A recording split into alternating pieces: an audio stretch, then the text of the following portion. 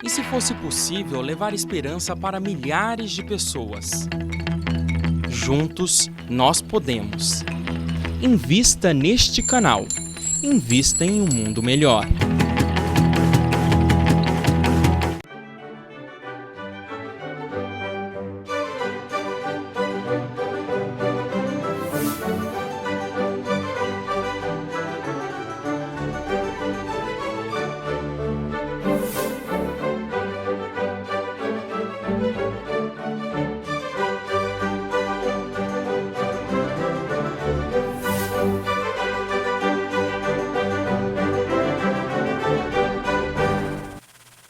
Olá, este é o Filosofando, o seu programa de filosofia e de filosofia espírita que vai ao encontro das grandes ideias pensadas através dos tempos numa infinita jornada em busca da verdade e do bem. Olá, Márcia. Olá, os amigos do Filosofando, sejam bem-vindos. Estamos dando continuidade à série sobre o Livro dos Espíritos, em homenagem aos 160 anos de sua publicação. Como todos sabem, o Livro dos Espíritos marca o início do Espiritismo e traz em seu conjunto a síntese da revelação espírita codificada por Kardec. Em programas anteriores, que você poderá acessar pelo site da tvmundomaior.com.br/programação/filosofando, já tivemos oportunidade de dar um panorama histórico e social da época do surgimento dessa obra, bem como falamos dos seus aspectos estruturais, da sua estrutura que deu origem aos 4 outros livros que compõem, junto com este primeiro, a codificação espírita. Hoje falaremos sobre a escala espírita, que é a classificação dos espíritos segundo o grau de adiantamento espiritual deles, né? Saberíamos dizer em que ordem e classe de espíritos nos enquadramos? Será que nós estamos no início ou no final da escala? Vamos então saber o que Kardec, secundado pelos espíritos superiores, nos esclarece nas questões de números 100 a 113 de O Livro dos Espíritos. Kardec, na questão 100 do Livro dos Espíritos, diz o seguinte: a classificação dos espíritos baseia-se sobre o grau de seu adiantamento, sobre as qualidades que adquiriram e sobre as imperfeições das quais devem ainda se despojar. Esta classificação nada tem de absoluta. Cada categoria não apresenta um caráter nítido, senão no seu conjunto. Qual seria, então, a finalidade principal desse esforço didático por parte de Kardec para estabelecer esta classificação? Em quantas ordens e classes se dividem os espíritos? Há uma linha demarcatória clara, separando as diferentes ordens, ou a transição é insensível? Todos os espíritos progridem da mesma forma, no mesmo sentido, ou cada um faz o seu aprendizado de maneira própria, independente? Professora Sônia, tudo isso esperamos que a senhora nos esclareça. Então, Márcia, sem dúvida nenhuma que são os espíritos superiores que vão nos esclarecer mais adequadamente. O que fazemos aqui no programa Filosofando é justamente pensar, filosofar, raciocinar, refletir sobre esses ensinamentos, não é mesmo? Essas questões que você coloca muito bem, de uma maneira muito coerente, vão trazer para nós uma explicação racional com referência às manifestações de espíritos encarnados também, porque essa classificação abrange a todos os espíritos, encarnados e desencarnados, mas principalmente nós que estamos encarnados, podemos entender por que determinadas comunidades se projetam na linha da existência desta ou daquela maneira. E nós podemos compreender por que nós temos guerras no mundo, por que nós temos conflitos, por que nós estamos passando por um momento tão aflitivo quanto este, não somente no nosso país, mas em todas as partes do planeta, não é?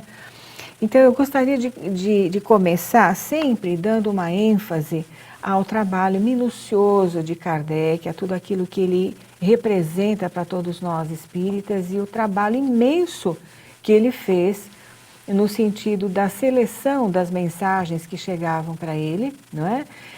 Para que nós pudéssemos ter um corpo de conhecimento coerente, com começo, meio e fim, né? Então eu gostaria de começar dizendo o seguinte, que a obra de Kardec, quando analisada internamente, revela uma solidez. Que solidez é essa? Lógica, uma racionalidade, uma limpidez argumentativa, uma coerência de fazerem inveja aos mais conceituados tratados filosóficos que a humanidade possui. Segundo o pesquisador Silvio Schebene, que é espírita, professor e pesquisador da Unicamp, Allan Kardec revelou em tudo o que fez uma prudência, um equilíbrio, uma sobriedade, um espírito positivo e despreconcebido, melhor dizendo, né? Um bom senso, enfim, que singularizam a sua figura entre todos os expoentes da cultura humana. A obra de Kardec, contrariamente ao que em geral acontece com outras que abordam os mesmos assuntos, está firme e amplamente apoiada em fatos, cuidadosa e minuciosamente examinados à luz dos referidos critérios racionais. Não surgiu entre as quatro paredes de um gabinete, mas de uma extensa convergência de informações. Portanto, Márcia, o conhecimento espírita que não se baseia em meras opiniões, não, que eu tenho falado aqui sempre, não é? Opinião faz parte do senso comum, mas que se sustenta em conhecimento firme e sólido como filosofia do espírito, tem muito a oferecer a nós todos, humanidade em transição. E essa análise, essas questões que você faz, Márcia, começam um pouquinho antes da pergunta número 100, que é ali a pergunta de número 96. Os espíritos são todos iguais ou existe entre eles alguma hierarquia? Os espíritos nos colocam, são de diferentes ordens, segundo o grau de perfeição a que tenham chegado. Essa resposta nos dá a entender de que todos nós temos um caminho a percorrer, né? Então, se somos, um pouco mais adiante ele vai dizer que nós somos criados simples e ignorantes, na nossa simplicidade evolutiva e na nossa ignorância de conhecimentos.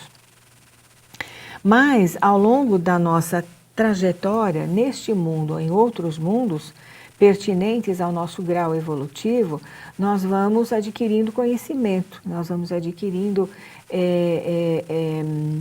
perspectivas mais avançadas no que tange a nossa verdadeira natureza de seres imortais e principalmente no meio ambiente que nos envolve, né? Ele prossegue, há um número determinado de ordens ou de graus de perfeição entre os espíritos? Resposta, é ilimitado o número dessas ordens, pois não há entre elas uma linha de demarcação. Mas, sob o ponto de vista didático, Kardec vai escalonar esses níveis evolutivos para que eles se tornem mais compreensíveis ao nosso entendimento, né? Então, aí que ele começa na questão de número 100, né? Que ele diz, antes ele traz uma explicação dizendo que os espíritos admitem, geralmente, 3 categorias principais ou 3 grandes divisões. Na última, aquela que se encontra na base da escala, estão os espíritos imperfeitos, caracterizados pela predominância da matéria sobre o espírito e pela propensão ao mal. Os da segunda se caracterizam pela predominância do espírito sobre a matéria e, portanto, já são espíritos bons. E, finalmente, a terceira é aquela escala maior onde existem os espíritos puros. Esse puro aqui vai nos dar uma ideia, foi uma linguagem utilizada pelos espíritos, né? Mas que nos traz uma ideia, essa pureza, total isenção de sentimentos que fazem parte ainda da nossa vivência aqui na Terra. Então, nós somos passionais, nós somos possessivos, nós somos ciumentos, invejosos. Então, essas tendências negativas não fazem parte do caráter do espírito puro, que já se libertou de tudo isso. Por isso ele é puro, né? Então, ele começa com a terceira ordem, os espíritos imperfeitos. Eu vou nomear alguns, mas eu convido a todos que estão nos assistindo a tomarem nas mãos o livro dos Espíritos, não é isso, Márcia, que a gente recomenda sempre, para poderem acompanhar o estudo e estudarem por si só. Então, a terceira ordem são os espíritos imperfeitos, propensão ao mal. Que mal que é esse? Nós já elencamos lá atrás. Ignorância, orgulho, egoísmo, todas as más paixões consequentes a estas, têm a intuição de Deus, mas não o compreendem. Então, só por essa definição, Márcia, e dando uma olhada no planeta, né, de uma forma genérica, nós vamos ver que realmente a predominância na Terra ainda é um grande número de pessoas, né? Todos nós pensamos assim, todos nós temos ignorância, todos nós ignoramos as grandes questões existenciais que os grandes pensadores e filósofos tentaram nos passar. Allan Kardec foi um deles. O orgulho, egoísmo, sentimento de posse, que se projeta na relação humana, não é? Então, quanto ainda nos falta caminhar para que nós possamos alcançar esse patamar mais evolutivo, mais feliz? Porque as pessoas que se deixam levar por essas paixões são pessoas infelizes, são pessoas tristonhas, são pessoas que acabam por desenvolver patologias mentais, né? Então, nós temos ele começa a definir o que são essas imperfeições. Ele começa dizendo dos espíritos impuros. Como espíritos dão conselhos pérfidos, insuflam a discórdia, a desconfiança, usam de todos os disfarces para melhor enganar. Quando encarnados, procedem da mesma forma, né? Então, não há diferença alguma ali, pelo fato de portarem um corpo fisiológico, a baixeza de suas inclinações fica estampada, não é? As suas intenções para com o próximo e tudo mais, né? Alguns povos transformaram essas criaturas em divindades malfazejas, outros os designam como demônios, gênios maus, espíritos do mal. Daí a ideia de que existe o demônio, o Satanás, etc. Né? Então, nós vamos daqui a pouco dar sequência a essa classificação para que nós possamos compreender aprofundadamente por que a humanidade é do jeito que é. Né? Isso. Nós teremos que interromper um pouquinho o nosso programa, mas eu peço que vocês não saiam daí, porque agora você vai saber quem são os demônios e os anjos, né? Tão falados pelas outras orientações religiosas. E vamos saber muitas coisas mais. Vamos querer saber, né? Como é que os espíritos denunciam o seu grau de evolução, como a gente pode reconhecê-los. Vamos ver que os espíritos não reúnem só um tipo de tendência ou de categoria, né? Tudo isso no segundo bloco. Então, não saia daí, porque voltaremos já já.